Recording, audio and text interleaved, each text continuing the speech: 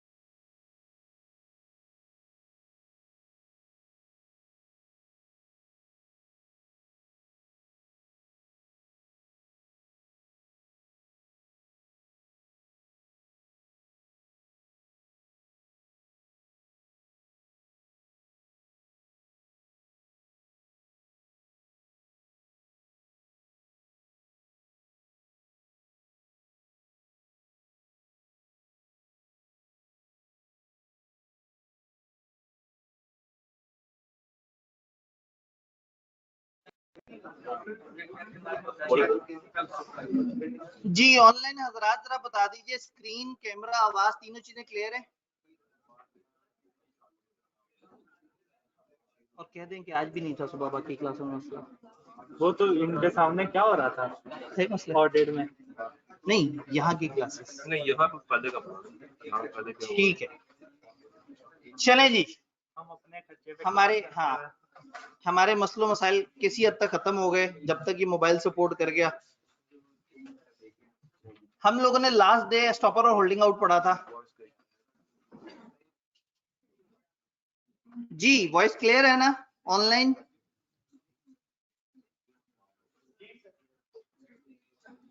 Clear है, सिर्फ एक मोहम्मद उमर भाई को नहीं आ रही। जी आप वहां से उन्हें मैसेज कर दीजिएगा, मोहम्मद उमर नामी स्टूडेंट, उसको नहीं पहुंच रही। जी स्टॉपर और होल्डिंग आउट, हमने कहा था एक पार्टनर स्टॉपल वाला होता है और एक होल्डिंग आउट वाला होता है। स्टॉपल वाला वो होता है जिसके बारे में उसके बड़ों ने या बाकी पार्टनर्स ने कंफ्यूजन फैला दी हो कि वो पार्टनर है जबकि वो पार्टनर नहीं होता। इसकी कई एग्जांपल्स हो सकती हैं। एक बंदा जो कि पार्टनर था बाद में छोड़ के चला गया और आपने बताया नहीं किसी को। एक ऐसा बंदा है जिसके बारे में आप गलतफहमी में ही बैठे कि हमारा पार्टनर और बाद में थर्ड पार्टी को नहीं बताया कि वो हमारा पार्टनर नहीं है। तो जिसको बाकी पार्टनर्स अपना पार्टनर मानते हैं या बताते हैं दुनिया को और बाद में ये नहीं बताते कि अब हमारा इससे कोई ताल्लुक नहीं है, तो थर्ड पार्टी ये समझती है कंफ्यूजन में कि ये इनका पार्टनर है और जिन्होंने कंफ्यूजन फैलाई है वो फिर लाइबल होते हैं उस कंफ्यूजन को फैलाने की वजह से। और किसने फैलाई कंफ्यूजन? पार्टनर ने। तो एस्टॉपल में क्या होता है, जो फर्म है वो कंफ्यूज कर देती है थर्ड पार्टी को, तो ऐसे में उस एक पार्टनर के किसी भी एक्शन पे जिम्मेदार हो जाती है फर्म, क्योंकि फर्म ने सबको कहा था कि हमारा पार्टनर है। होल्डिंग आउट में रिवर्स हो जाता है, एक इंसान जाके कह देता है मैं फलाना लोगों का पार्टनर हूं और वो कंफ्यूजन फैलाता है थर्ड पार्टी को, और थर्ड पार्टी इस कंफ्यूजन में डील भी कर लेती है। और बाद में जब नुकसान होता है तो थर्ड पार्टी पार्टनरशिप फर्म को नहीं पकड़ सकती क्योंकि उन्होंने तो कंफ्यूज ही नहीं किया। किसको पकड़ेंगे? इसी शख्स को। और ना सिर्फ इस मामले में पकड़ेंगे, किसी भी मामले में पकड़ सकते हैं। उस पार्टनरशिप फर्म ने कोई भी और नुकसान कर दिया तो आगे कहेंगे कि जी सारे पार्टनर जॉइंट एंड सेवरल होते हैं, हम तुम्हें पकड़ने आए हैं। और वो जितना मर्जी चिल्लाता रहे कि मैं पार्टनर नहीं हूं, जब उसने जगह जगह झूठ बोला था कि वो पार्टनर है, तो अब उसको पार्टनर तस्वुर किया जाएगा for the purpose of liabilities only. Liabilities इससे ले ली, फिर ये जाएगा बाकी पार्टनर्स के पास, कहेगा जी वो रूल ये है कि एक पार्टनर बाहर की दुनिया को पैसे देने के बाद बकाया लोगों से आके पैसे मांगता है, तो कहेंगे उसका पार्टनर होना जरूरी है। तो कहेगा अगर मैं पार्टनर नहीं था तो मेरे से थर्ड पार्टी क्यों ले गई पैसे? तो कहेंगे कि ये तो तुम्हारा ही कसूर है। इंज तो फ्रेंच होता है ना, अगर हाँ चुट चुट मारे है तो फिर कौन भुगतो, तो वो जो है वो उस तरह से फंस जाएगा। इसकी आपने अंग्रेजी देखी, मैंने आपको बताया था थोड़ी सी कंफ्यूजिंग है, इसलिए मैंने फिर ट्यूटर नोट भी डाल दिया था। ये ट्यूटर नोट हरगिज याद करने के लिए नहीं है, सिर्फ इसलिए है कि एस्टॉपल और होल्डिंग आउट को आप अच्छी तरह से डिफरेंशिएट कर सकें। मुझे बताइए एस्टॉपल और होल्डिंग आउट में कोई कंफ्यूजन, कोई परेशानी, कोई घबराहट? इससे पहले कुछ होल्डिंग आउट थर्ड लाइन, अगर मुझे किताब दिखा दे मैं वहां से पढ़ लूं, क्योंकि मेरे पास जो स्लाइड्स है उसका फॉर्मेट थोड़ा सा फर्क है, ऐसा ना हो कि वो थर्ड लाइन फर्क आ जाए। होल्डिंग आउट में सेकंड लाइन के एंड से जो लिखना शुरू हो रहा है, ठीक है जी, if third party gives credit to firm, partner by holding out shall be liable just like any other partner. अगर कोई थर्ड पर्सन फर्म को लोन देगा तो ये शख्स जो अपने आप को पार्टनर कहता है ये भी लायबल हो जाएगा उस चीज पे जो इसको नहीं दिया गया। किसको दिया गया? फर्म को, क्योंकि फर्म को लोन दें तो सारे पार्टनर लायबल होते हैं।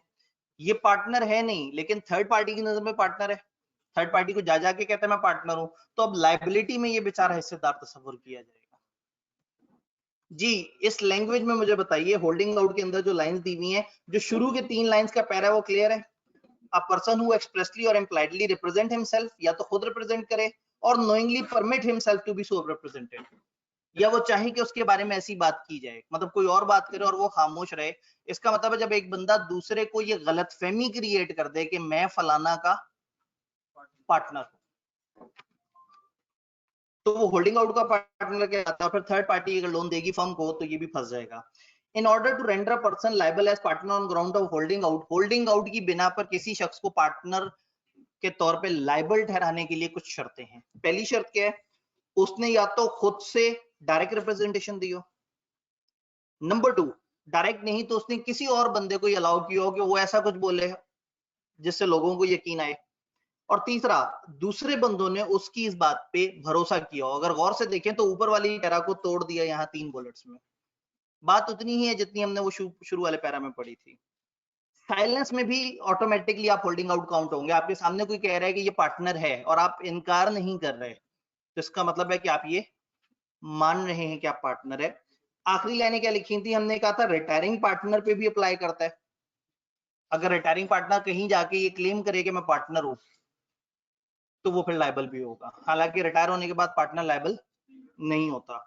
However, it does not apply in case of diseased or insolvent partner। अगर बंदा ही मर गया है या दिवालिया हो गया है फिर होल्डिंग आउट का प्रिंसिपल अप्लाई नहीं करेगा।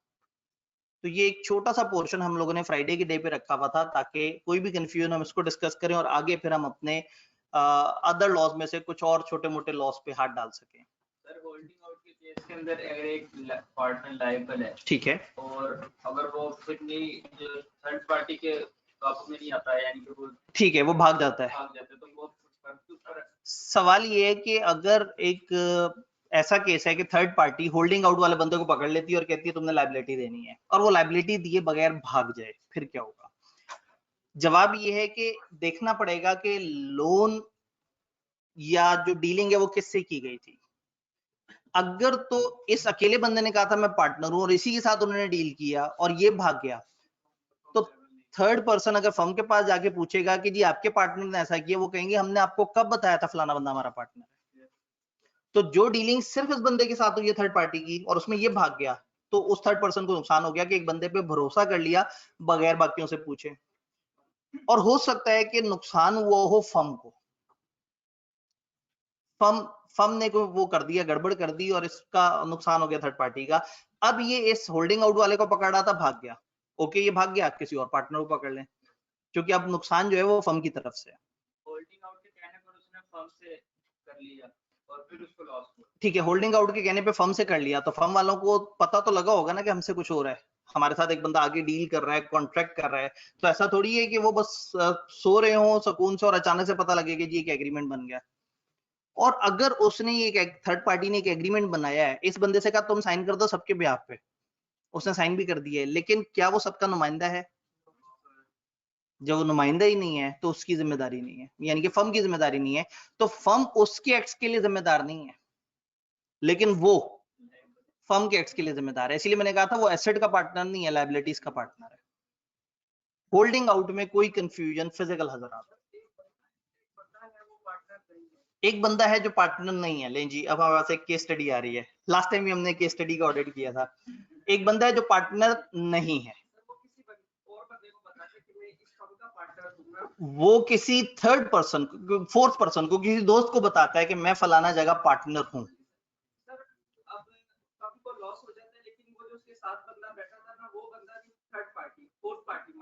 ठीक है, उसने भी वो बात सुनी थी कि बंदा पार्टनर है।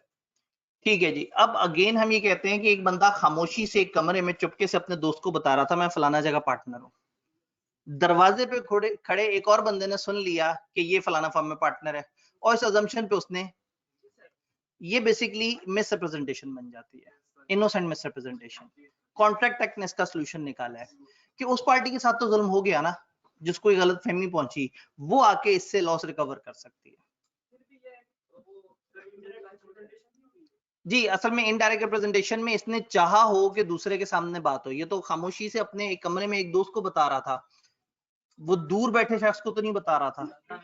इसका इरादा नहीं था, इसका इरादा नहीं था, लेकिन उसके साथ हो गया। तो ये वो इनोसेंट मिसरिप्रेजेंटेशन है, जिसमें आप चाहते नहीं किसी के साथ गलत बोलना, लेकिन आप गलती से किसी के साथ गलत बोल जाते हैं। जी, होल्डिंग आउट सामने मौजूद हाजरीन,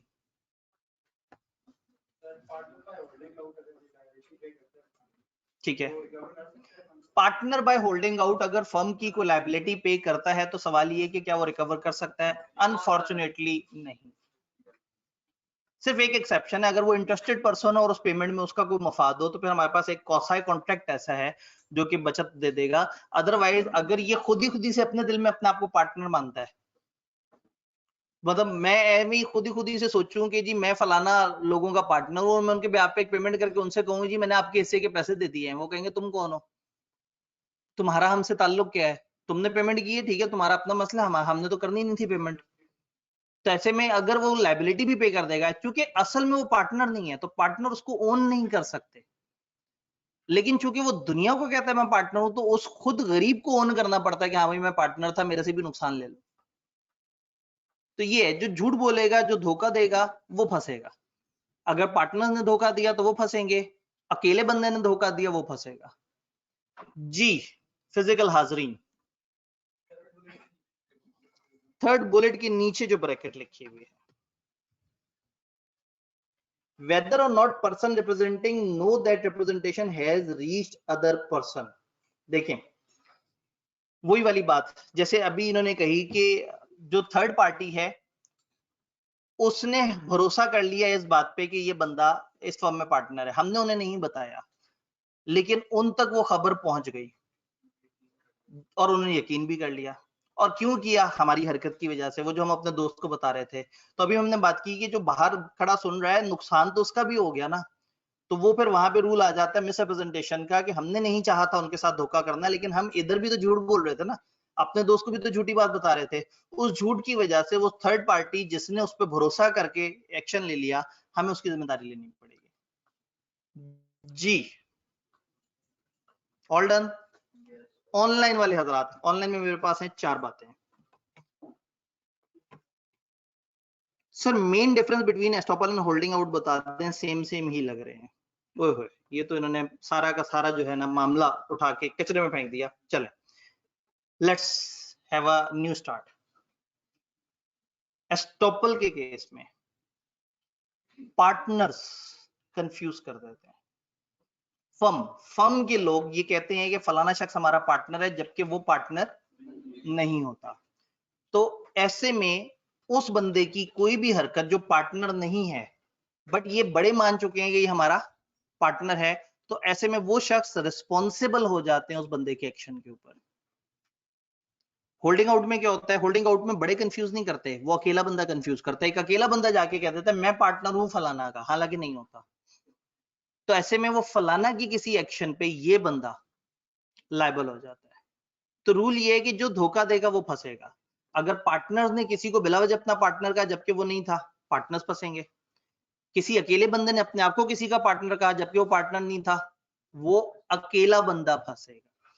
इसीलिए मैंने फिर ये क्लैरिफिकेशन यहाँ पे दी थी कि ये कॉन्सेप्ट्स काफी ज्यादा मिक्स हो जाते हैं, तो इसलिए स्टॉपर और होल्डिंग आउट को अलग अलग बताया, और उसमें जो काम की बात है वो अंडरलाइन, बोल्ड और इस तरह से कर दी, ताकि आप स्टॉपर और होल्डिंग आउट का फर्क बहुत अच्छी तरह से समझ सकें।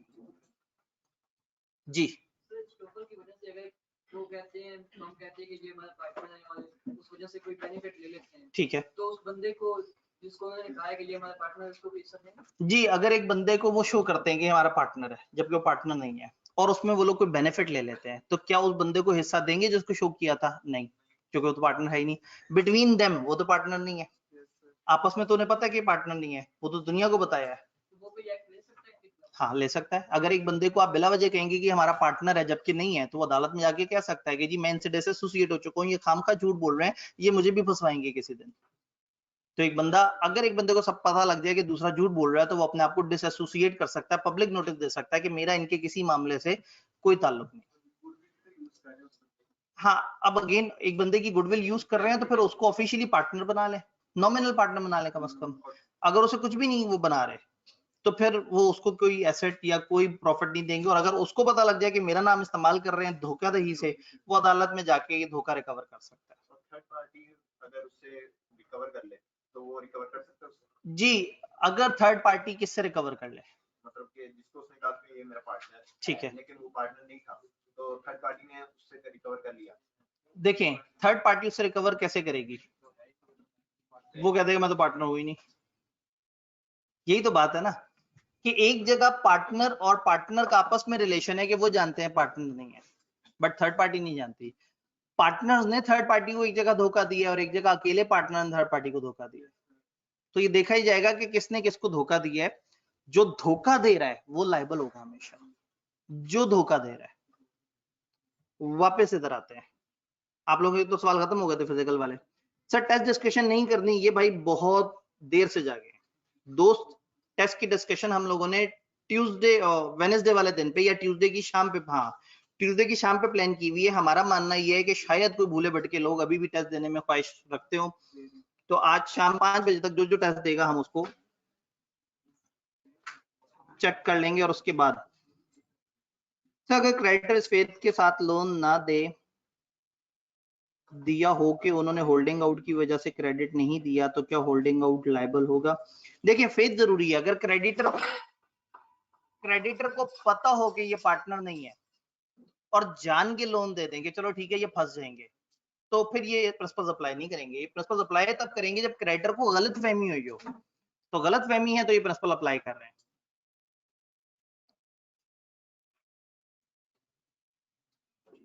सर इंटरनेट आज बड़ा अच्छा चल रहा है, यकीन नहीं आ रहा, बस नजर ना लगाइएगा। अगर कोई सब पार्टनर किसी थर्ड पर्सन को बोले कि मैं इसका पार्टनर हूं, हालांकि वो पार्टनर नहीं है, तो क्या करेंगे? जी, अगर कोई सब पार्टनर दुनिया को कहे कि मैं पार्टनर हूं, तो ये बेसिकली होल्डिंग आउट का ही प्रिंसिपल है, क्योंकि सब पार्टनर तो असल में पार्टनर नहीं है, वो खुद ही जिम्मेदार होगा अपनी तमाम हरकतों के, और फर्म वाले उसकी वजह से लायबल नहीं होंगे, क्योंकि फर्म तो जानती ही नहीं है उस बंदे को।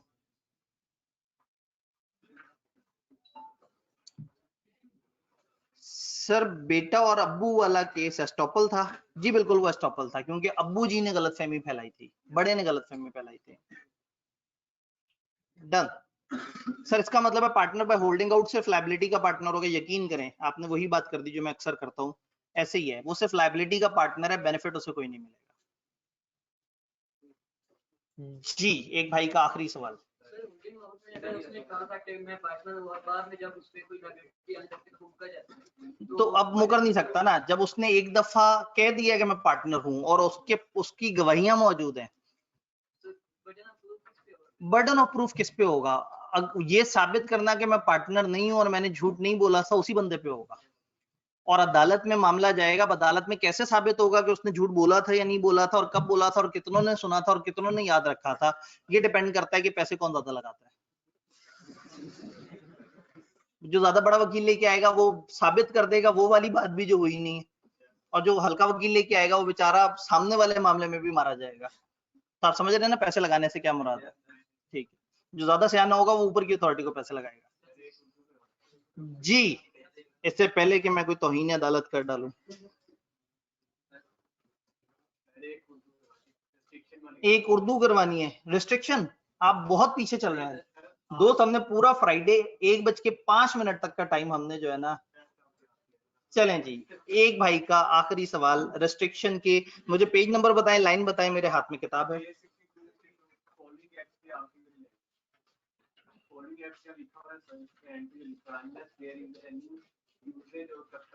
ठीक है, देखें ये जो फॉलोइंग एक्ट्स है ना, ये नॉर्मली आपकी इंप्लॉयड अथॉरिटी में नहीं होंगे, अनलेस कि ऐसी कोई परंपरा है, ऐसी कोई रिवायत है, ऐसा कोई चलता आ रहा है मामला।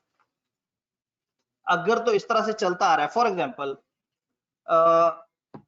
हमारी जिम्मेदारी नहीं है, मतलब हम आए, क्लास में पढ़ाया, यहाँ पे बच्चों ने 7 सवाल पूछे, उनको जवाब दिया, उसके बाद व्हाट्सएप में बच्चे इंतजामिया से रिलेटेड कुछ मामला, जी नोट्स नहीं हुए, फलाना इस तरह से नहीं हुआ, फिर वहां कभी कभी कोई टेक्निकल सवाल भी पूछते हैं, तो टीएस वहां पे मौजूद होते हैं, उनको टेक्निकल सवाल का जवाब दे रहे होते हैं। अब अगर पहले ही दिन से सारे सवालों के जवाब मैं दे रहा होता, सर किताब कब मिलेगी, मैं जवाब दे रहा होता बच्चों किताब इस दिन मिलेगी, सर किताब हम तक क्यों नहीं पहुंची, बच्चों प्रॉब्लम हो गई थी, मजबूरी हो गई थी इस तरह से, तो फिर क्या होगा, मैंने वो काम किया जो असूलन मैंने नहीं करना था, मेरी अथॉरिटी में नहीं आता था। लेकिन अगर 2 महीने तक मैं हर दफा किताब वाले बच्चों को भी जवाब देता था, हर दफा अपलोड क्यों नहीं हुआ, वेबसाइट क्यों नहीं चल रही, फलाना, और मैं आगे कहता जी मैं बहुत शर्मिंदा हूँ, वेबसाइट नहीं चल रही, मैं कोशिश करूँ वेबसाइट चल जाए, अगर मैं खामखा हर चीज की जिम्मेदारी ले रहा होता, तो ऑटोमेटिकली ऐसा समझा जाता कि जब वेबसाइट नहीं चलेगी, आतिफ अब्दी साहब को टैग करना जरूरी है क्योंकि इनका कसूर होगा। इसका मतलब है मेरी जो 2 महीने की जो एक्टिविटी है, दैट वाज कस्टम या यूजेज, या एक मैंने ना एक अंडरस्टैंडिंग बना दी कि हाँ भाई इस चीज का मैं जिम्मेदार हूँ, हाँ, तो जो है नहीं, तो ये कहना चाह रहे हैं कि ये वाली चीजें मना है, अनलेस के ये एक उस इलाके में ये रिवायत हो कि ये वाले काम ये लोग करते हैं, और लोग यूज टू हो, उस इलाके के लोगों को पता हो कि हाँ भाई ये वाली चीज होती है, इजाजत है, कोई मसला नहीं। तो अगर इस तरह की कोई रिवायत सेट हो गई है, तो फिर तो वो रिवायत की वजह से लोग समझेंगे कि ये इनकी जिम्मेदारी है। लेकिन अगर ऐसी कोई रिवायत सेट नहीं हुई, तो फिर नॉर्मली ये वाले काम जो नीचे दिए हुए हैं वो पार्टनर बगैर बाकियों की इजाजत के नहीं कर सकता। डन। लें जी, आगे तो चलना पड़ेगा। ये किताब भाई की थी किसी, यहाँ से उधर से आप थे। लें जी, आज कुछ मजे की बातें करनी है हमने। खैर मजे की बातें तो हम हर दिन करते हैं, आज कुछ ज्यादा ही मजे की बातें करनी है। मेरे पास एक खूबसूरत सी स्लाइड सजी हुई है,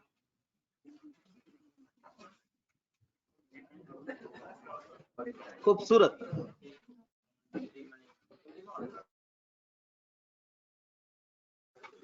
वो देखें स्लाइडें घबरा के बंद हो गई।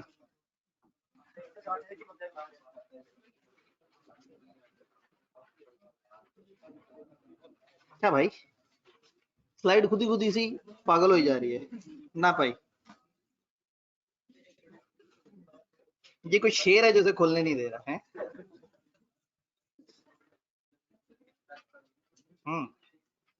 ये ऐसे किया जल्दी से प्रेजेंटेशन चला दो। कुछ परेशान है ये।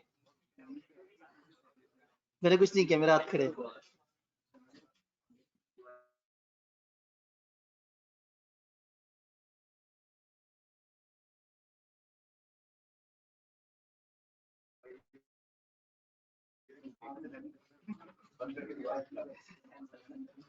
मेरे पास वो बार बार इसके साथ किया आपने, ऐसा कुछ नहीं करना।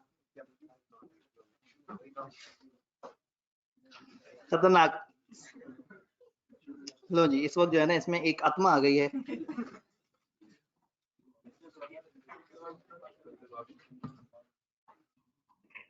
क्यों वजह?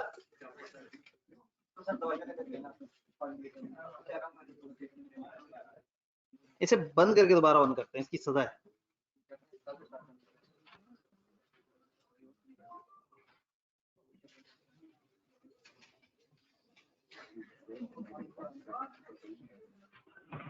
इसका बैग है, इसका बैग है, उसमें कीबोर्ड होगा, इसको सबक सिखाना पड़ेगा।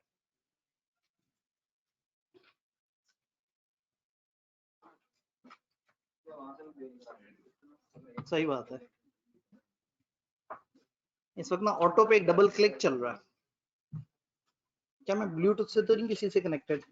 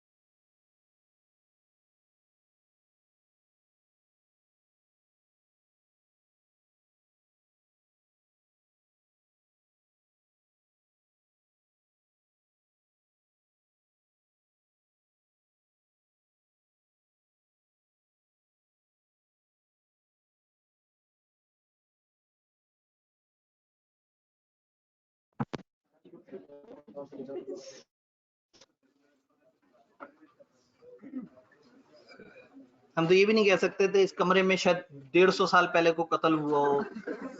ये कमरा बेचारा पैदा ही 3 साल पहले हुआ। हाँ शायद ग्राउंड फ्लोर पे कत्ल हुआ हो जिसके असरात ऊपर तक आ रहे हैं।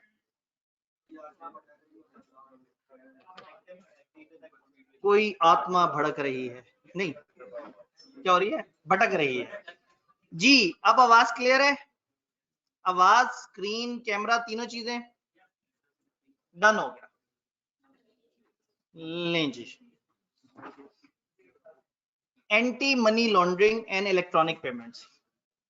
अब हम लोग जो टारगेट शुरू करने लगे हैं वो हैं 3 प्यारे से क्यूट से चैप्टर्स। 6 नए लॉज हैं जो हमारे सिलेबस में डाले गए हैं, इनमें से 3 सीए फाइनल से लिए हैं और 3 उन्होंने जेनेरिकली डाले हैं। जिस तरह से हमने कॉन्ट्रैक्ट एक्ट में देखा और जिस तरह से हमने पार्टनरशिप में देखा कि लॉ बड़ा लॉजिकल है, यहाँ पे लॉजिकल पोर्शन ना होने के बराबर और क्रैमिंग वाला पोर्शन थोड़ा ज्यादा है। ये तीनों चैप्टर्स के अंदर 6 के 6 जो लॉज हैं उसमें थोड़ी सी, बहुत थोड़ी सी अंडरस्टैंडिंग है और ज्यादातर जगह पे क्रैमिंग काम करती है।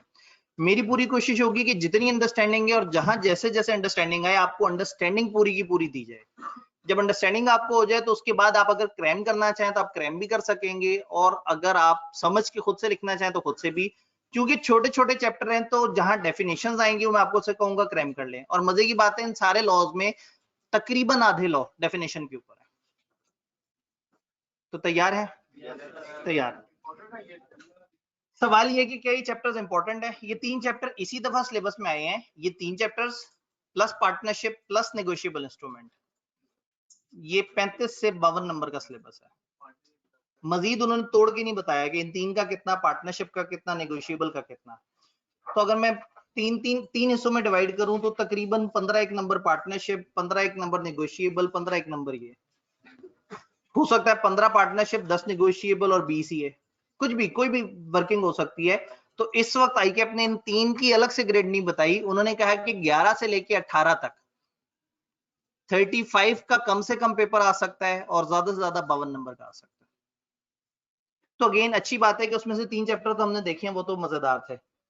अगर ये भी कुछ मजेदार निकले तो दरमियान में रहेगा नेगोशिएबल इंस्ट्रूमेंट, वो हम एंड पे जाएंगे तो उस वक्त आपको मजेदार ना भी लगा, आपको सिलेबस खत्म होने की खुशी इतनी होनी है कि ऑटोमेटिकली अच्छा लगेगा। खैर वो इतना बुरा नहीं है, उसके बारे में मशहूर ये है कि वो बुरा है, लेकिन वो बड़ा मजेदार है। Anti money laundering, money laundering को रोकना, एंटी उसके अगेंस्ट जाना, उसके खिलाफ जाना, उसको खत्म करना, उसके ऊपर कोई काम करना। एंटी मनी लॉन्ड्रिंग से रिलेटेड एक एक्ट है 2010 का। इसकी कुछ रेगुलेशन है जो 2015 में भी आई हैं, 2018 में रिवाइज भी हुई हैं। गवर्नमेंट इस वक्त फाइनेंस में टेररिज्म और मनी लॉन्ड्रिंग, इन दोनों चीजों के खिलाफ काम कर रही है। बड़े कम लोगों को मनी लॉन्ड्रिंग का असल मतलब पता है। मनी लॉन्ड्रिंग हमारे जहन में खबरें देख देख के ये है कि अगर कोई किसी लॉन्च में पैसे लेके भाग रहा है, मनी लॉन्ड्रिंग हो गई। कोई किसी टाइम पे किसी के अकाउंट से पैसे निकल आए तो मनी लॉन्ड्रिंग। कोई करप्शन पे साबित पाया गया तो मनी लॉन्ड्रिंग। तो मनी लॉन्ड्रिंग का सबके जहन में जो इमेज है ना, वो पैसे लेके भागना है या पैसे चोरी कर लेना है या कुछ और इस तरह से। मनी लॉन्ड्रिंग काफी बड़ा कॉन्सेप्ट है। इसके अंदर हम कहते हैं अगर किसी ने क्राइम से हासिल किए हुए पैसे को डील किया, उसे छुपाया, उसे इस्तेमाल किया, उसे रखा या उसको किसी और को दिया, जिसको दिया उसने जब उसको रखा या उसको इस्तेमाल किया, ये सब के सब, इन सब ने मिलके मनी लॉन्ड्रिंग की है। तो मनी लॉन्ड्रिंग सिर्फ एक ही चीज को कहते हैं, क्रिमिनल सोर्सेस से आए हुए पैसे में डील करना। क्रिमिनल सोर्स क्या होते हैं? इन्होंने एक लिस्ट बता दी है सेक्शंस की इस लॉ ने, जो हमारे सिलेबस में नहीं है। उस लिस्ट के मुताबिक अगर उनमें से कोई गुनाह सरजद हुआ है और उस गुनाह से कोई एसेट कमाए हैं, उन एसेट को डील करना, ट्रांसफर करना, रखना या उनमें कुछ भी एक्टिविटी करना, वो मनी लॉन्ड्रिंग है। जो बंदा एक्टिविटी करे उसके लिए भी मनी लॉन्ड्रिंग है, जो सपोर्ट करे उसके लिए भी मनी लॉन्ड्रिंग है, जिसके पास रखवाया जाए उसके लिए भी मनी लॉन्ड्रिंग है। इसीलिए बैंक्स को बहुत एहतियात करनी पड़ती है कि जब उनके पास लोग पैसे वगैरह रखवाएं तो वो अच्छी तरह से देख लें कि इसका सोर्स क्या है, कहां से आया है, इस बंदे का सोर्स ऑफ इनकम क्या है, ये बंदा जो पैसे रखवा रहा है क्या वो लेजिटिमेट पैसे हैं, वो गलत सोर्सेस से तो आए हुए पैसे नहीं है। तो सबसे पहले हम इसकी डेफिनेशन पे बात करेंगे। किताब से तरतीब में थोड़ी आगे पीछे करूंगा, वर्डिंग वही होगी लेकिन मैं थोड़ा सा समझाते हुए चलूंगा। सबसे पहले मनी लॉन्ड्रिंग को समझते हैं। मनी लॉन्ड्रिंग की एक बड़ी प्यारी सी डेफिनेशन। मनी लॉन्ड्रिंग का ऑफेंस किससे कहेंगे, किस चीज को कहेंगे कि यहां मनी लॉन्ड्रिंग हुई है? अगर एक पर्सन एक्वायर करता है, हासिल करता है, कन्वर्ट करता है। एक काम करते हैं, देख लेते हैं सारे वर्ड्स किसके साथ हैं। प्रोसीड ऑफ क्राइम, प्रोसीड का मतलब क्या होता है? जो उसमें से निकला हो। क्राइम का मतलब क्या होता है? जुर्म। जुर्म से हासिल होने वाली रकम या कोई भी एसेट, याद है प्रॉपर्टी किसे कहते हैं? किसी भी एसेट को। तो जुर्म से आने वाले किसी भी एसेट, अजान अजान अजान ब्रेक।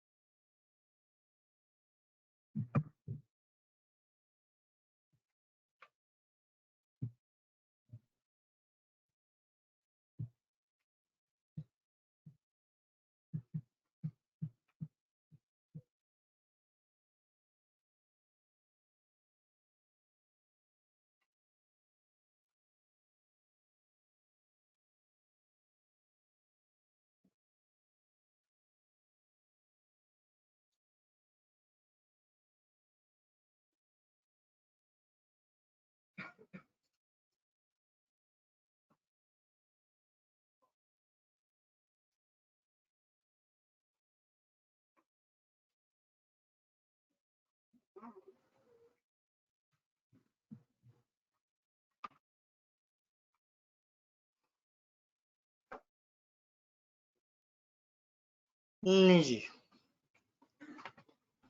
हम बात कर रहे थे क्रिमिनल सोर्सेस से आने वाली प्रॉपर्टी।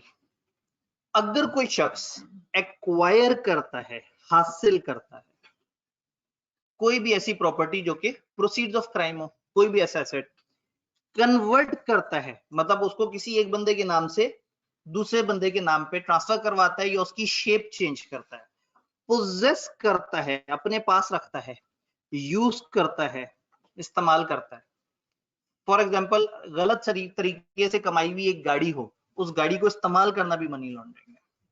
और ट्रांसफर्स प्रॉपर्टी, या उस प्रॉपर्टी को ट्रांसफर करे नोइंग और हैविंग रीजन टू बिलीव, या तो उसे पता हो या हमें नजर आ रहा है कि उसे पता होना चाहिए, that such property is proceeds of crime. एक बंदा ये जानते हुए कि जो चीज मैं यूज कर रहा हूं वो प्रोसीड्स ऑफ क्राइम है, वो उसे इस्तेमाल करे, हासिल करे, कन्वर्ट करे, ट्रांसफर करे, किसी भी तरह से उसके साथ कोई भी सलूक करे, तो वो शख्स जो जानता है कि जिस एसेट में डील कर रहा है वो गलत है, उसने जो हरकत की उसको कहेंगे मनी लॉन्ड्रिंग। तो मनी लॉन्ड्रिंग जुर्म करने को नहीं कहते, मनी लॉन्ड्रिंग जुर्म के पैसे में डील करने को कहते हैं। अब किस किस्म का जुर्म, अभी इसके ऊपर हम बात करेंगे कि जुर्म की यहाँ पे डेफिनेशन क्या है। फिलहाल हम ये कह रहे हैं कि जो जुर्म से आया हुआ पैसा है हम उसकी बात कर रहे हैं, अभी जुर्म को आगे चल के डिफाइन करेंगे। दूसरा, अगर एक शख्स कंसील करे, छुपाए, डिस्गाइज करे, उसको थोड़ा सा उसकी शक्ल मस्त कर दे, the true nature, origin, location, disposition, movement और ओनरशिप ऑफ प्रॉपर्टी। एक बंदा एक ऐसी प्रॉपर्टी की ओनरशिप छुपाए, भाई मेरे पास एक प्रॉपर्टी है जो 2 नंबर है, मेरे एक दोस्त को मैंने कहा यार ये 2 नंबर प्रॉपर्टी है, इसको 1 नंबर बना दो, इसके कागज बदल दो, तो जो वो कागज बदल रहा है उसने भी मनी लॉन्ड्रिंग की है। जिसने उसकी शक्ल बदली है उसने भी मनी लॉन्ड्रिंग की है। जिसने वो मदद की है उसने भी मनी लॉन्ड्रिंग। तो जो छुपाए ये जानते हुए, अगर उसे पता हो, नहीं पता तो उस बेचारे का कोई कसूर नहीं, जानते हुए या हैविंग रीजन टू बिलीव कि उसे पता होना चाहिए। तो एक बंदा जिसको एक्सप्रेस ये इंप्लाइड हमें पता है कि उसको पता है कि ये प्रोसीड ऑफ क्राइम है, और उसने ये जानते हुए भी इसकी नेचर को बदल दिया, उसकी ओरिजिन को बदल दिया, उसकी शनाख्त बदल दी, उसकी ये कह दिया कि ये फलाना नहीं फलाना जगह से आए हुए पैसे हैं, तो जिस बंदे ने इस तरह की हरकत की वो भी मनी लॉन्ड्रिंग है। कौन से एसेट में? Which is proceeds of crime. जरूरी नहीं, जरूरी नहीं, थोड़ा सा आगे। Holds or possess on behalf of any other person any property knowing or having reason to believe that such property is proceeds of crime। ये जुमला तो गर्दान तो हमेशा रिपीट होगी। तो पीछे क्या बात हुई है? एक बंदा जो होल्ड करता है ऐसी प्रॉपर्टी को या पोजेस करता है किसी और के बिहाफ पे। मुझे पता है कि मेरा दोस्त मेरे पास अगर कुछ सोना रखवा रहा है तो वो उसने जुर्म से हासिल किया है। अगर मैं उसके सोने को अपने घर में भी रखूं तो मैंने भी मनी लॉन्ड्रिंग की है। तो वो शख्स जो उसमें मदद कर रहा है, वो शख्स जो उसको होल्ड कर रहा है, अपने पास रख रहा है, अगर एक सोना बैंक में रखवाया है जो, और बैंक को ना पता हो कि गलत सोर्सेज से आया, फिर मनी लॉन्ड्रिंग नहीं है। लेकिन अगर बैंक को पता हो कि जो बंदा रखवा रहा है ये इसकी इनकम नहीं है, इसने जबरदस्ती छीना है किसी से या कुछ भी ऐसा, तो फिर बैंक अब अगर उसको अगर होल्ड कर रहा है, अपने पास रख रहा है, तो बैंक भी मनी लॉन्ड्रिंग कर रहा है। इस सब में जो कीवर्ड है वो है प्रोसीड्स ऑफ क्राइम। क्राइम से आने वाली जो एसेट्स हैं, जितने भी प्रोसीड्स हैं, वो अगर कोई शख्स पार्टिसिपेट करता है, एसोसिएट करता है, कंस्पायर टू कमिट करता है, अटेम्प्ट टू कमिट करता है, एड करता है, एबेट्स करता है, फैसिलिटेट करता है या काउंसिल करता है, यानी कोई भी शख्स जो किसी भी तरीके से किसी भी ओखे इंग्लिश वर्ड के थ्रू मदद करता है। पार्टिसिपेट साथ देना, एसोसिएट उसके साथ मिल जाना, कंस्पायर टू कमिट इस चीज के ऊपर मोटिवेट करे कि कमिट, उसको एक माहौल बनाए कि ये कमिट की जाए जुर्म। अटेम्प्ट टू कमिट कोशिश करे वो जुर्म करने की। एड मदद करे।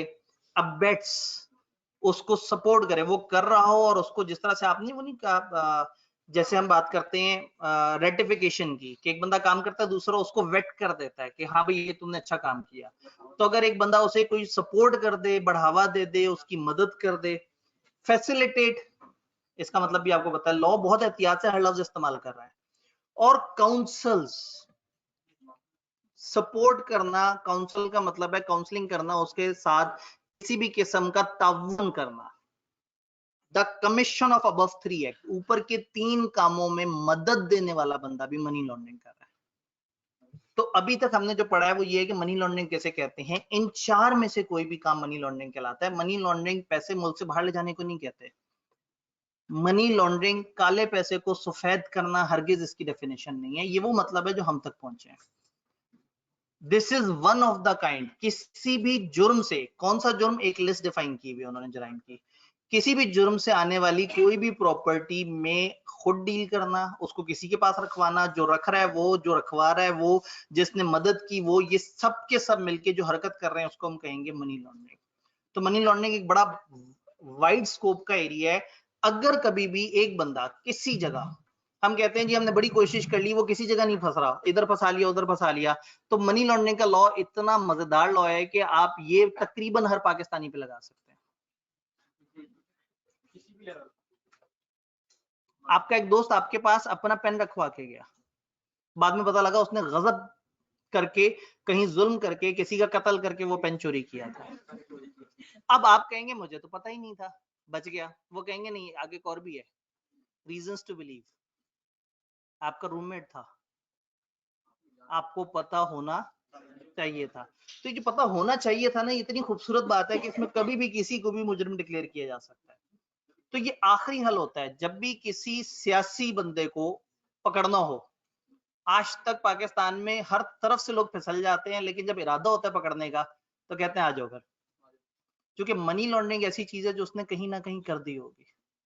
जितने पैसों में उसने डील किया है, जिस लेवल पे वो खेला है, तो उसने जो मर्जी बचाया हो, जो मर्जी ख्याल कर लिया हो, जितनी मर्जी रसीदें तैयार कर ली हो, मनी लॉन्ड्रिंग में फंस जाएगा। तो ये इतनी खूबसूरत चीज है कि जब किसी को वाकई में पकड़ने का इरादा बन जाए ना, जब तक इरादा नहीं होता खेलते रहते हैं। कि जी 4 दफा अंदर गया है, 4 दफा बाहर आया है, मतलब जिस बंदे को बचा के रखना हो ना, आप देखें शरीफों में भी, तमाम शरीफ लोगों में भी कुछ ऐसे शरीफ लोग होते हैं जो वो चाहते हैं कि जरा सेफ रखें, अभी इतना गंदा ना करें, कोई पता नहीं एंड पे यही हमारे पास आखिरी ऑप्शन हो। तो जिन शरीफों को बचाना होता है उनको 15 दफा जेल भेजेंगे, 15 दफा बाहर निकाल लेंगे, और जिसको फंसाना हो उसको ऐसा भगाएंगे कि वो आना भी चाहे तो उसे आने नहीं देंगे, और फिर ये कह के उसे गंदा करेंगे कि तुम तो आ ही नहीं रहे। उसे गारंटी करेंगे तुम आओगे कुछ नहीं होगा, और उसको एयरपोर्ट पे क्या जहाज के अंदर से जाके पकड़ लें, और फिर कहीं पता नहीं क्यों नहीं वापस आ रहा। और भाईजान उसने क्यों वापस आना है, पागल है। उसने देखा कि जो बाहर जाके बैठा वो सुकून से बैठा रहा। अल्ताफ भाई कब से, भाई ये तो नोन फैक्ट्स है ना, अल्ताफ भाई अगर मुल्क से बाहर हैं उनको कोई पकड़ सका? इसहाक डार इस वक्त कहाँ है? तो जिसने नहीं आना ना वो नहीं आना, और जब ज्यादा जोश दिलाएं कि आओ, तो वो एक दफा आके ये जरूर दिखाएगा कि मैं आऊंगा तो मेरे साथ होगा क्या। वो आया, उसके साथ वही हुआ जो कुछ, उसके बाद उसने साबित कर दिया कि वो आपके इस सिस्टम से निकल के जा सकता है, और इन्हीं के कहने पे निकल के जा सकता है जो कह रहे थे कि हम करप्ट लोगों को पकड़ेंगे, क्योंकि उसके पास भी सबके राज होते हैं, सबके पास सबके राज होते हैं। तो अनफॉर्चुनेटली हमारा प्रॉब्लम बड़ा खराब है जी। आवाज कर गई?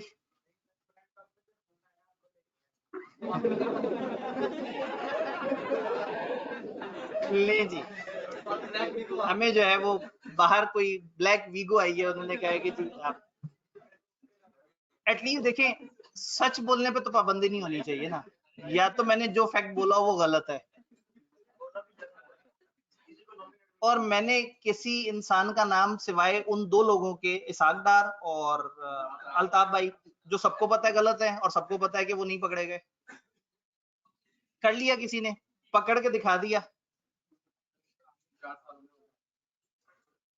अब तो गवर्नमेंट भी वो है जो ये कह के आई थी कि करप्ट लोगों को पकड़ेंगे, उन्होंने खुद अपने हाथ से साइन करके बाहर भेजा। नहीं भेजना होता तो नहीं भेजते। तो ये सब के सब मिले हुए होते हैं। जब किसी की बिल्कुल गर्दन तक बात जाती है ना, तो फिर वो दूसरे से कहता है कि बेटा अब तुम भी फंसोगे। उसको समझ आ जाती है कि नहीं अब बात बढ़ गई है, अब इस वक्त अगर छेड़ दिया ना तो हम भी एक्सपोज हो जाएंगे, और एक आध चीज एक्सपोज कर भी देते हैं ट्रेलर के तौर पे कि बेटा ये एक वीडियो है, 15 वीडियोस और आ जाएंगे, ये एक वॉइस है, इस तरह की 20 और पड़ी हुई हैं। थोड़ा सा कुछ अरसे मीडिया में शोर शराबा मचेगा, बाद में कौन याद रखता है कि कब कौन सी वॉइस आई थी, कब कौन सी वीडियो आई थी, कब क्या हुआ था। तो मनी लॉन्ड्रिंग बहुत वास्ट स्कोप रखती है। कोई भी ऐसा क्राइम जो इन्होंने डिफाइन किया हुआ है, वो करने वाला, उससे हासिल होने वाली प्रॉपर्टी रखने वाला, उसको डील करने वाला, कन्वर्ट करने वाला, ट्रांसफर करने वाला, किसी और को देने वाला, किसी और से लेने वाला, किसी और के बिहाफ पे सपोर्ट करने वाला, उसकी मदद करने वाला, वो सारे लोग जिनको या तो पता है कि वो प्रोसीड ऑफ क्राइम है, या उन्हें पता होना चाहिए कि प्रोसीड ऑफ क्राइम है, वो सारे लोग मनी लॉन्ड्रिंग कर रहे हैं। तो पूरे पूरे बैंक मनी लॉन्ड्रिंग में फंस सकते हैं अगर इरादा बन जाए इनका, क्योंकि तकरीबन हर बैंक में तकरीबन हर तरह के बड़े बंदे के अकाउंट होते हैं, और तकरीबन हर बैंक को पता ही होता है कि वो जायज पैसे नहीं है। तो अगेन एक ऐसा लॉ हमारे पास बैकअप में है कि जब इरादा बनेगा किसी को भी पकड़ने का तो इससे नहीं कोई बच सकता। इधर सबके सब जो है ना वो फंस जाते हैं। वो भाई कुछ कहना चाहते हैं? जी जी। अगर वो उस लिस्ट में आए, मैं यही तो कह रहा हूँ, मनी लॉन्ड्रिंग को हम लोगों ने बहुत गलत इंटरप्रेट किया है। हमारे जहन में मनी लॉन्ड्रिंग की डेफिनेशन ही और आ गई है। हमें लगता है पैसे चोरी करने को मनी लॉन्ड्रिंग कहते हैं। हो सकता है पैसे की चोरी वुड बी एन ऑफेंस, जो कि एक लिस्ट में डिफाइन हो ऑफेंसेस की, उस लिस्ट में करप्शन भी डिफाइंड है, तो उस लिस्ट में बहुत सारे ऑफेंसेस डिफाइंड है। तो सिर्फ पैसे की डीलिंग नहीं, कोई भी ऐसी चीज, कोई भी ऐसी जगह जहां आप एक ऐसे एसेट में डील कर रहे हैं जिसमें आपको पता है कि ये प्रोसीड ऑफ क्राइम है, वो बन जाता है आपका मनी लॉन्ड्रिंग। अब एक स्टेप आगे चलते हैं, ये प्रोसीड ऑफ क्राइम के ऊपर थोड़ी सी बात करते हैं। हमारी किताब ने प्रोसीड्स ऑफ क्राइम के ऊपर बात नहीं की, जिसका मुझे बड़ा दुख रहा।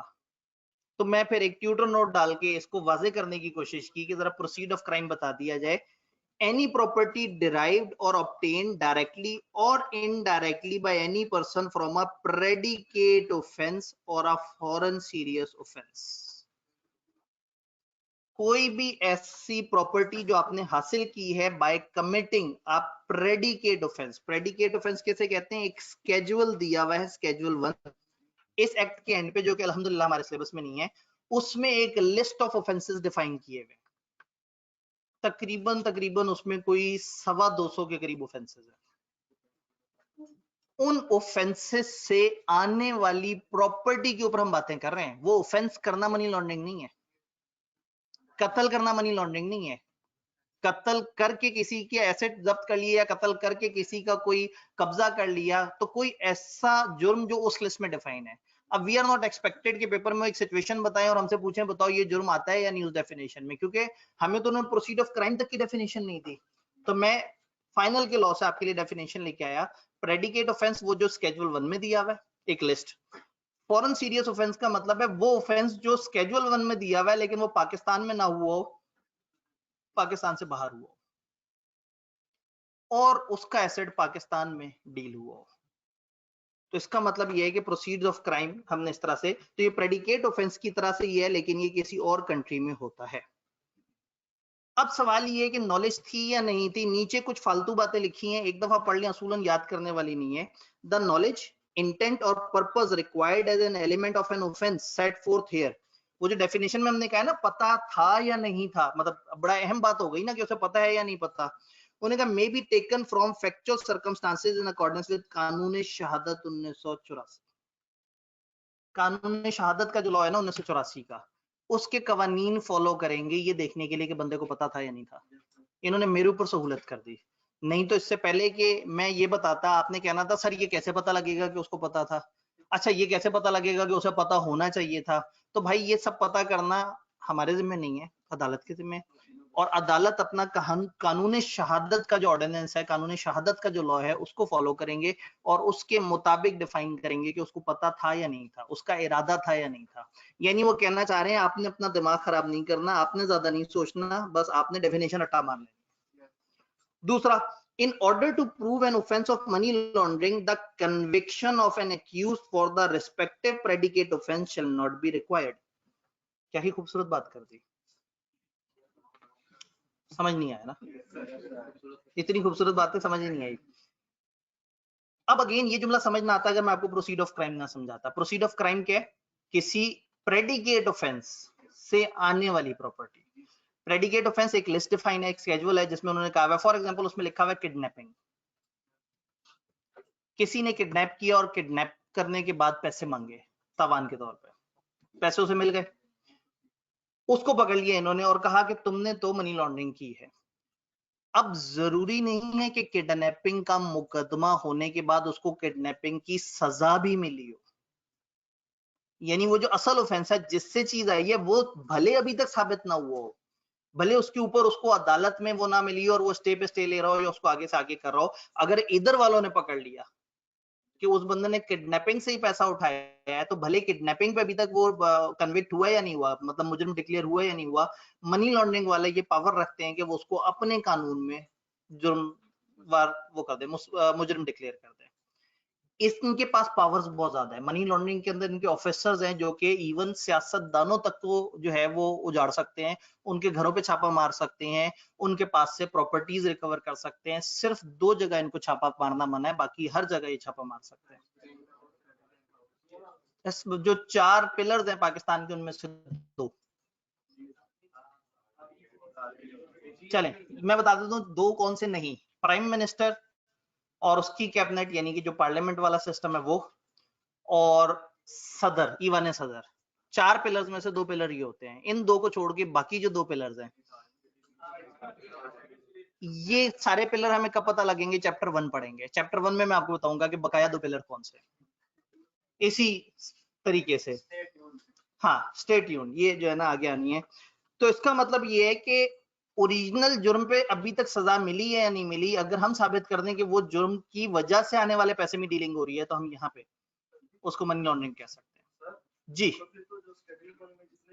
उनके साथ ये भी एक मुकदमा लग सकता है. जी बिल्कुल ऐसे ही है, मतलब वो जितने भी क्राइम है उन क्राइम में क्राइम का साबित होना ना होना बात की बात है, उधर से अगर कोई पैसा आ गया ना या कोई एसेट आ गए और इन्होंने साबित कर दिया कि ये प्रोसीड ऑफ क्राइम है, तो वो प्रोसीड ऑफ क्राइम। तो इसका मतलब है आपने जो चीज याद करनी है वो है डेफिनेशन। यानी इसमें मैंने समझाने की भरपूर कोशिश कर दी है, लेकिन by the end of day all you need is कि आपको रटी हुई हो डेफिनेशन। ज्यादा बड़े लॉस तो है नहीं है, रटे मारे जा सकते हैं इनको, लेकिन मैं पूरा इसका माहौल आपको समझाना बड़ा जरूरी था कि पीछे हम बातें क्या कर रहे हैं। हर रोज पढ़ाना हमने थोड़ा थोड़ा सा है, कोशिश करेंगे किसी भी दिन 2 सफ़े से आगे ना जाए। ठीक है जी, हमने हर दिन थोड़ा थोड़ा सा पढ़ना है, अवाम में घबराहट पाई जाती है। अभी तक हमें पता कितना पढ़ा है? इतना सा। ये तो मैंने फैला के जरा उसको डेफिनेशन ज्यादा बड़ी कर दी थी, और अगला तो मैंने वो पढ़ाया ट्यूटर नोट। तो यकीन माने मैं भी समझाने पे ज्यादा यकीन रखता हूँ, लेकिन जब समझ आ जाए तो फिर बताने पे भी यकीन रखता हूँ कि हाँ भाई खुद ही पढ़ लेंगे। मनी लॉन्ड्रिंग की पनिशमेंट क्या है? लो जी, ये बंदे को कम से कम 1 साल और ज्यादा से ज्यादा 10 साल तक की कैद हो सकती है, और सादा वाली कैद नहीं, रिगरस इम्प्रिजनमेंट, कैद बामुशक्कत, एक तकलीफदेह कैद जो कि कम से कम 1 साल की होनी चाहिए, और ये 1 साल एक्सटेंड हो सकता है 10 साल तक। एक फाइन जो कि 25 मिलियन तक जा सकता है। 25 मिलियन उर्दू में कितने होते हैं? 2.5 करोड़। 2.5 करोड़ तक फाइन जा सकता है, तक का मतलब है कि इससे कम भी हो सकता है। And for feature of property involve in money laundering, वो जो मनी लॉन्ड्रिंग में जो प्रॉपर्टी यानी कि एसेट इन्वॉल्व था वो जब्त कर लिया जाएगा, जब्त कर लेंगे, कब्जे में कर लेंगे। तो एक तो जुर्माना भी करेंगे, और उसको ये ऑप्शन नहीं है कि वो जुर्माना उसी एसेट में से दे दे। तो जुर्माना, कैद, एंड वो जो एसेट है जो साबित हो गया कि मनी लॉन्ड्रिंग वाला, वो उससे छीन लिया जाएगा। अगर वो एक इंसान है, अगर वो एक कंपनी है तो कंपनी को फाइन होगा 100 मिलियन का, और हर डायरेक्टर, ऑफिसर और एम्प्लॉय जो साबित हो जाएगा कि गिल्टी था, उनको ये ऊपर वाले सारे फाइन होंगे। यानी कंपनी को 100 मिलियन का फाइन, और जो जो पकड़ा जाएगा उसको 25 मिलियन फाइन, सजा एंड फलाना फलाना, वो सब कुछ उसी तरह से होगा। Where a company contravene the provision of this act or any related rules etc, every responsible person, director, partner, falana falana falana falana, shall be liable to be proceed against and punished accordingly। जब भी एक company ने ऐसा किया है तो वो तमाम लोग जो कि शामिल जुर्म रहे हैं, कंपनी तो कंपनी होती है ना, कंपनी तो एक ऐसा पर्सन है जिसमें बहुत सारे लोग मिलकर चला रहे हैं, तो कंपनी नामी शख्स को 100 मिलियन का फाइन हो जाएगा, और कंपनी के अंदर हर वो शख्स जो कि उस जुर्म में शरीक था उसको वो सारे फाइन पेनल्टीज पड़ेंगे जो कि हमने ऊपर देखे हैं, यानी कि 1 से 10 साल तक की कैद, 25 मिलियन तक का जुर्माना, और वो प्रॉपर्टी जब्त हो जाए जो प्रॉपर्टी उसमें इन्वॉल्व रही। जी लास्ट पॉइंट वो कह रहे हैं, जब एक कंपनी कॉन्ट्रावीन करेगी इस एक्ट की प्रोविजन को, इस एक्ट के कवानीन की खिलाफ वर्जी करेगी, और एनी रिलेटेड रूल, या इस एक्ट से रिलेटेड कोई भी और रिलेटेड रूल होगा, हर रिस्पॉन्सिबल पर्सन, हर वो शख्स जो उसका रिस्पॉन्सिबल है, जिसने वो वाला एक्ट करवाया है, और ऊपर हमने देखा था कि वो जिसको हमने गिल्टी फाउंड किया होगा, shall be liable to be proceeded against and punished accordingly, वो लाइबल हैं कि उन्हें पकड़ा जाए, उन पे कार्रवाई हो, अगर साबित हो जाए कि वो मुजरिम है तो उनको भी सजा दिलाई जाए। कहने का मतलब है कि जब एक कंपनी ऐसा जुर्म करती है तो कंपनी का हर ऑफिसर एक्सपोज है, उसको पकड़ के उस पर कार्रवाई की जा सकती है, और जिस पे साबित हो जाए उसको पनिशमेंट भी मिल जाएगी। तो इसका मतलब है कि मनी लॉन्ड्रिंग का जो ऑफेंस है हमने उसकी पेनल्टी पड़ी, और इसको भी हमने रट्टा मार लेना है कि ये कितने करोड़ की है, कितने साल की है, क्या है। ये एक इंसान की है, और अगर कंपनी करे तो कंपनी को 100 मिलियन जुर्माना होगा, और कंपनी के हर बंदे पे केस चल सकता है जो भी उनको मुनासिब लगे, और जो भी हार जाएगा उस केस में वो शख्स इंडिविजुअली ऊपर वाले 3 उसके ऊपर आ जाएंगे कि उसको पर जुर्माना भी देना पड़ेगा, उसको जेल भी भुगतनी पड़ेगी, और वो सारे काम करने पड़ेंगे। इसीलिए हम कहते हैं कि नवाज शरीफ के केस में नवाज शरीफ से ज्यादा जिसको हम चाहते हैं कि हाँ भाई उस बंदे को पकड़ा जाए, वो कौन है? चार्टर्ड अकाउंटेंट, वो इसहाक डार, वो चार्टर्ड अकाउंटेंट जिसने धोखा दिया, जिसने साथ दिया। इसहाक डार इंग्लैंड एंड वेल्स का चार्टर्ड अकाउंटेंट। तो ऐसे में असल बंदे से ज्यादा पकड़ है उस अकाउंटेंट की। जो सपोर्ट कर रहा है। तो अगर आप लोगों ने भी कभी कल को बड़े होके किसी गलत बंदे का साथ दिया तो वो पकड़ा जाए या नहीं, उसने तो भाग जाना है। ये डिपेंड करता है, अगर आप थोड़े से सियासी भी हैं तो भाग तो आप भी सकते हैं, लेकिन अगर आप सियासी ना हुए, जो कि आप अक्सर नहीं होंगे, तो ऐसे में आपने पकड़े जाना है। तो ऐसे में जलीलो ख्वार अकाउंटेंट ही होता है। तो कोशिश करें कि गलत बंदों का साथ ना दें। इसीलिए आपको बहुत ही छोटी उम्र में ये बताया जा रहा है कि मनी लॉन्ड्रिंग क्या होती है। तो ऐसे में अब कल को कोई टीवी पे बैठ के तज्जिया निगार बता रहा हो कि मनी लॉन्ड्रिंग क्या है, तो एक दफा समझ लीजिएगा कि उसने भी डेफिनेशन नहीं पढ़ी हुई। उन्हें पता होता है कि मेजॉरिटी अवाम तो पागल है, और जिनको पता है वो कहेंगे यार ये तो वैसी टॉक शोज बेकार होते हैं, इसको क्या देखना। अब आप लोग समझ चुके हैं, जान चुके हैं मनी लॉन्ड्रिंग क्या है और किस तरह से, यानी हमने ऑफेंस और इसकी पेनल्टी पढ़ी। अब इसमें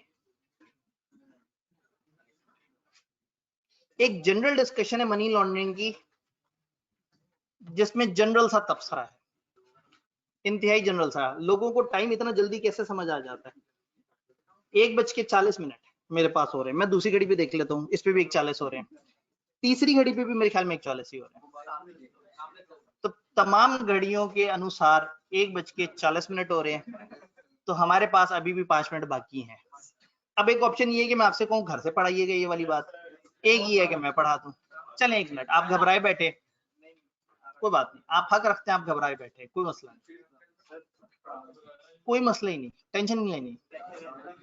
एक डेफिनेशन आपको दिखा दूं, गल मुका देते हैं, छोटी सी डेफिनेशन है, ये देखें। अभी देखते ही आपका हासा निकल जाएगा, ऑनलाइन वालों का तो हासा निकल गया। छोटी सी डेफिनेशन, कहने का मतलब है कि फाइनेंशियल इंस्टीट्यूशन सबसे खतरनाक लोग हैं इसमें। क्यों? सबने पैसा कहां रखना है? फाइनेंशियल इंस्टीट्यूशन के पास। तो ज्यादातर मनी लॉन्ड्रिंग में वो जो एबेट, कॉन्स्पायर, सपोर्ट्स, पार्टिसिपेट, फलाना या होल्ड और फलाना, ये सब फाइनेंशियल इंस्टीट्यूशन पे जरा ज्यादा आ जाता है। अब अगर आपसे कोई पूछे फाइनेंशियल इंस्टीट्यूशन क्या है, तो आप कहेंगे भाईजान समझ तो मैं बड़े होके जाऊंगा कि क्या होता है फाइनेंशियल इंस्टीट्यूशन, लेकिन आज मेरा रट्टा मारना देखना। तो आपने खूबसूरत सा रट्टा मार लेना है, क्योंकि इसमें लिखे हुए किसी भी लफ्ज की वजाहत आपसे नहीं पूछी जाएगी। किसे कहते हैं? जस्ट आपको बता दूं सिर्फ हौसले के लिए, ऑल्दो मतलब वी आर नॉट रिक्वायर्ड कि हमें अंडरस्टैंडिंग हो। कोई भी इंस्टीट्यूशन जो एक या एक से ज्यादा इन फॉलोइंग एक्टिविटीज में से कुछ कर रहा है, क्या? Acceptance of deposits and other repayable fund from the public, आवाम से वो जो पैसे लेते हैं कि डिपॉजिट जमा कराओ हम तुम्हें बड़े अच्छे रिटर्न देंगे, वो इदारे। लेंडिंग इन व्हाटसोएवर फॉर्म, किसी भी किस्म का लोन, जरई हो, फलाना हो, किसी भी तरीके का लोन जो दिया जा रहा है। फाइनेंशियल लीजिंग, ये जो किस्तों पे गाड़ी शाड़ी और इस तरह के एसेट्स दिए जाते हैं। मनी और वैल्यू ट्रांसफर, आप ये ऐसे इदारे जो कि पैसों के ट्रांसफर को फैसिलिटेट कर रहे हैं, मनी के ट्रांसफर को, तो ऐसे में जैस कैश और इस तरह की चीजें भी ऑटोमेटिकली फाइनेंशियल इंस्टीट्यूशन की डेफिनेशन में आ जानी है। Issuing and managing means of payment including but not limited to credit and debit card, check, traveler check, फलाना order, electronic money, वो सारे जो इस तरह की चीजों में डील कर रहे हैं। वो जो फाइनेंशियल गारंटीज दे रहे हैं, कमिटमेंट्स कर रहे हैं, कई दफा बैंक्स बाहर के लोगों को गारंटीज दे रहे होते हैं अपने क्लाइंट के बेहाफ पे। क्लाइंट कहता है मेरे पैसे आपके पास पड़े हैं, आप जरा गारंटी दे दें कि जब माल आएगा मैं लाजमी पेमेंट कर दूंगा। तो बैंक बाहर वालों को गारंटी देता है कि हाँ भाई इस बंदे के पास पैसे पड़े हैं, घबराओ मत, तुम लोग माल भेजो, मैं जिम्मेदार हूँ, ये पैसे नहीं देगा मैं पैसे दे दूंगा। शायद आपने LG/LC सुना हो, letter of credit, letter of guarantee. उसमें क्या होता है, बैंक ये सर्विस भी प्रोवाइड करता है कि अपने क्लाइंट के बेहाफ पे बाहर के लोगों को, बाहर का बंदा पाकिस्तानी इंडिविजुअल पे भरोसा नहीं करेगा, लेकिन पाकिस्तान के एक बैंक पे भरोसा जरूर कर लेगा। ट्रेडिंग इन चीजों में ट्रेडिंग, मनी मार्केट के इंस्ट्रूमेंट, फॉरेन एक्सचेंज, फलाना फलाना फलाना फलाना फलाना फलाना फलाना फलाना फलाना फलाना, शुक्र है एंड पे ये नहीं लिखा, और any other as may be prescribed. अब इनमें एक एक लफ्ज के अंदर बड़ी बड़ी गहराई है, लेकिन वो एक एक लफ्ज हमारे सिलेबस में नहीं। हमारे सिलेबस में सिर्फ एक डेफिनेशन है कि फाइनेंशियल इंस्टीट्यूशन किसे कहते हैं। तो हम लोगों ने पूरा मनी लॉन्ड्रिंग का कानून नहीं पढ़ा। कहीं आप लोग मुझे एक जालिम इंसान कंसिडर करते हुए ये कहें कि सर तो बड़े जालिम निकले, सर ने हमें सारा पढ़ा दिया, हमने कुछ छोड़ा है। जो शुरू में डिस्कशन है, दिखाएं जरा किताब, थैंक यू। हमने शुरू में एक डिस्कशन छोड़ी है, उसके नीचे फाइनेंशियल इंस्टीट्यूशन की डेफिनेशन है, वो आपने रट्टा मार लेनी है माशाल्लाह से। ऑफेंस पढ़ा, पनिशमेंट पढ़ी, इतना क्यूट सा छोटा सा कानून था बेचारा, तो ऐसे में हमने जनरल डिस्कशन इसकी नहीं पढ़ी, जिसके ऊपर कल हमें खातिर ख्वाह 3 से 4 मिनट लग सकते हैं। तो हमने पूरा कानून आज खत्म नहीं किया, क्योंकि ये चैप्टर अभी शुरू हुआ है और ये चैप्टर्स अभी शुरू हुए हैं, तो आहिस्ता आहिस्ता जरा आपका मिजाज बनता चला जाए इन चैप्टर्स का। इन चैप्टर्स में ज्यादातर डेफिनेशंस है जो समझा मैं दूंगा, लेकिन अल्टीमेटली आपने क्रैम करना, क्योंकि पेपर में उसकी अंडरस्टैंडिंग नहीं, उसकी रेक्टिफिकेशन। ठीक है जी, इंशाल्लाह ताला मिलते हैं। तब उसमें डेफिनेशंस कितनी थी और हर डेफिनेशन समझिए, आप गौर से तो देखें। आप जाएं जरा माजी में जाएं, टेस्ट कब चेक होंगे? अगले टेस्ट का टाइम खत्म होने से पहले पहले तक। तो पिछले हफ्ते का टेस्ट आज रात तक चेक हो जाना चाहिए।